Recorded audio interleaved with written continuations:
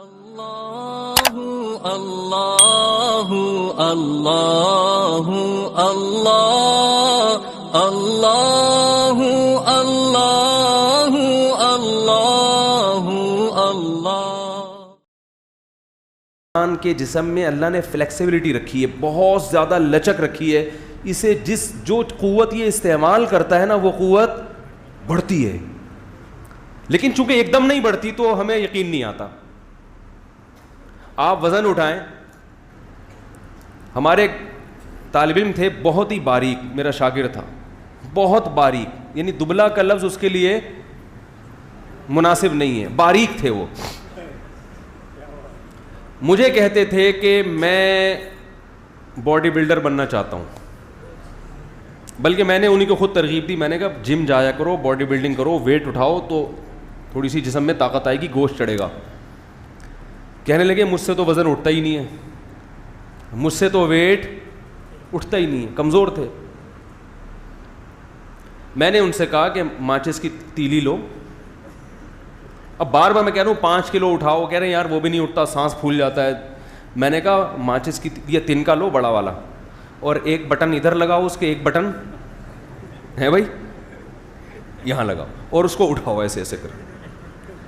کہہ رہے یہ کیا مذاق ہے؟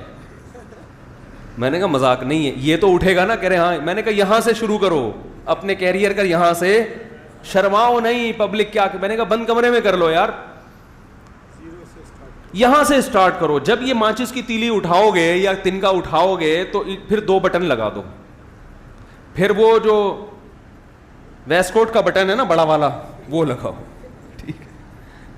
ایسے میں نے کہا ہوتے ہوتے انشاءاللہ ایک ٹائم آئے گا کہ 10-10 20-20 کلو کی پلیٹیں لگی ہوئی ہوں گی.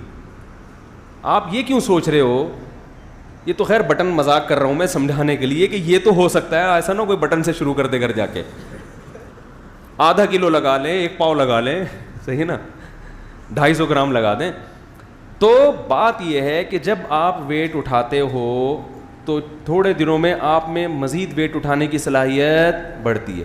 یہ خوب سمجھ لیں اچھی طرح سے کہ اللہ نے ہماری باڈی کے جس پارٹ کو جس کام کے لیے پیدا کیا, باڈی کا وہ پارٹ اگر اس کام میں لگے گا تو اس کام کی صلاحیت اس میں روز بروز بڑھے گی, بشرطے کہ کنٹینیو اس کو اس کام میں لگایا جائے. وہ صلاحیت کم نہیں ہوتی, بڑھتی ہے.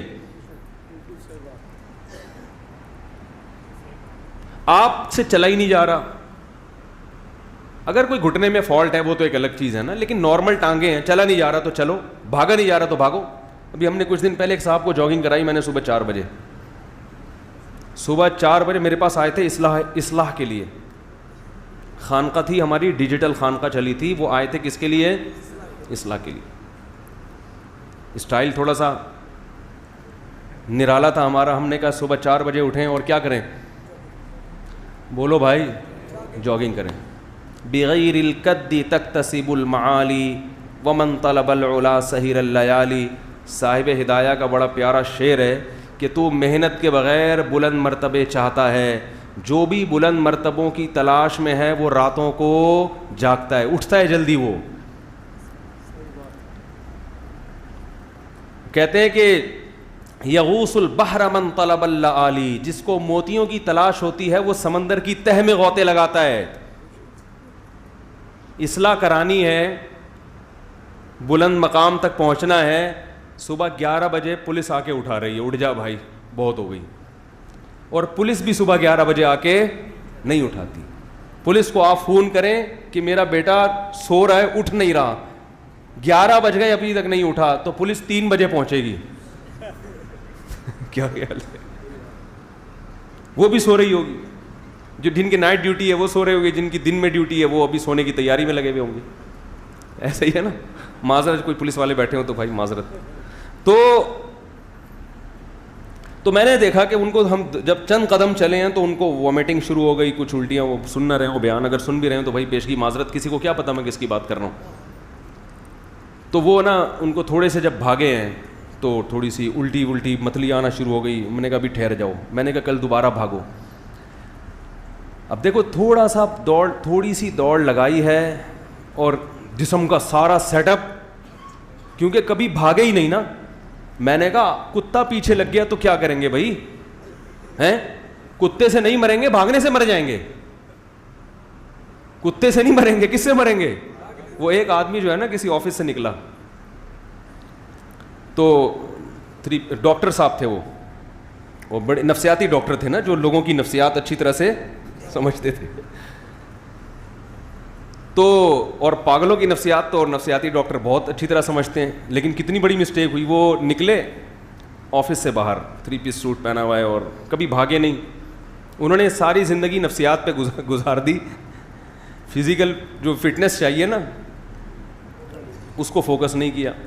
تو وہ آفس سے باہر نکلے تو دیکھا ایک پاگل ان کی طرف دیکھ رہا ہے ایسے کر کے. پاگل کا تو کام ہی ہے کبھی کسی کو دیکھے گا بھائی اس کو لفٹ نہیں کرائیں.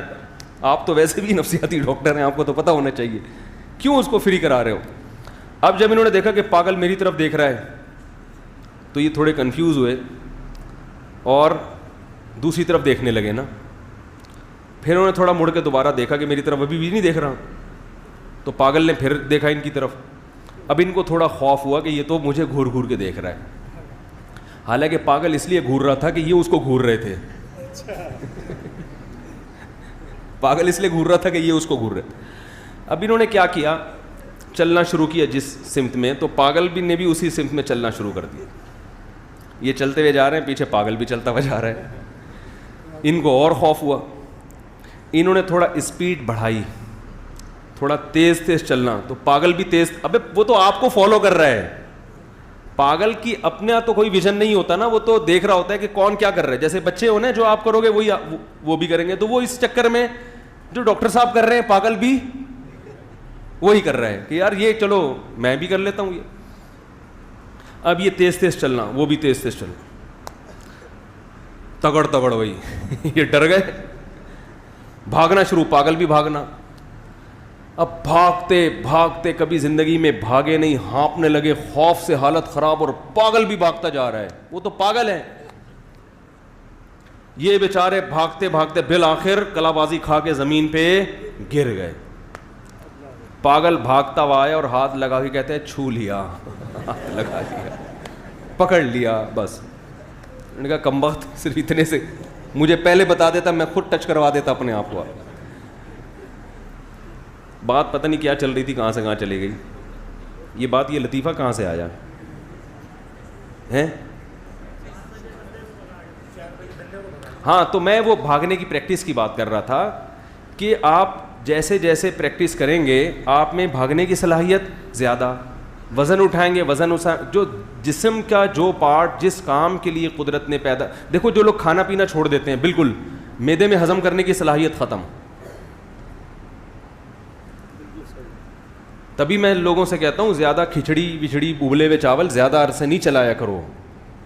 کبھی کبھی پٹھان ہوٹل کے پراٹھے کھایا کرو بچوں کو, اس سے معدہ مضبوط. وہ مجھے پتہ ہے پراٹھا صحت کے لیے اچھا نہیں ہے, لیکن بچوں کو کھلانا اس لیے ہے کہ ان کے معدے میں جان رہے, طاقت رہے, اس لیے کھلا دیا کرو.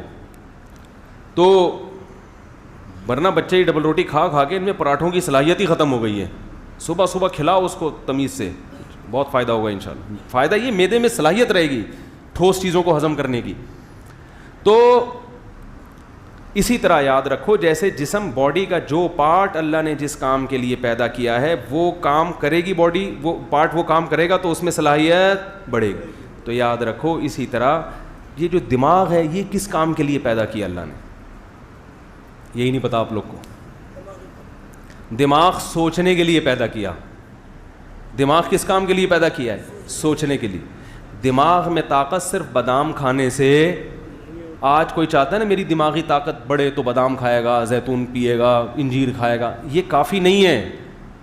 ایسے ہی ہے جیسے کسی باڈی بلڈر کو آپ نے وزن اٹھانے پہ نہیں لگایا اور کہا بس پراٹھے ٹھوسو ہیں, گوشت کھاؤ, تو وہ تو عجیب سا کولیسٹرول کا مجموعہ بن جائے گا نا. کیا خیال ہے بھائی؟ اس میں صلاحیتیں تھوڑی بنیں گی. انرجی بڑھ رہی ہے مگر وہ یوٹیلائز نہیں ہو رہی. جب تک آپ بھاگیں گے نہیں, ٹانگوں میں دوڑنے کی طاقت نہیں بڑھے گی. چاہے کیلشیم کی کتنے انجیکشن لگوا لیں آپ, کتنی گولیاں کھا لیں کیلشیم کی, اس سے بہتر وہ بیچارہ سیدھا سادہ مزدور ہوتا ہے جو سادہ روٹی کھاتا ہے مگر محنت مزدوری کر کے اپنے بازوؤں میں کتنی کیسی طاقت بھر لیتا ہے وہ. تو آج جو دماغ لوگوں کے کمزور ہیں وہ اس لیے نہیں کہ خوراک نہیں مل رہی, بادام نہیں مل رہے, کمزور اس لیے ہیں کہ دماغ استعمال ہو ہی نہیں رہا.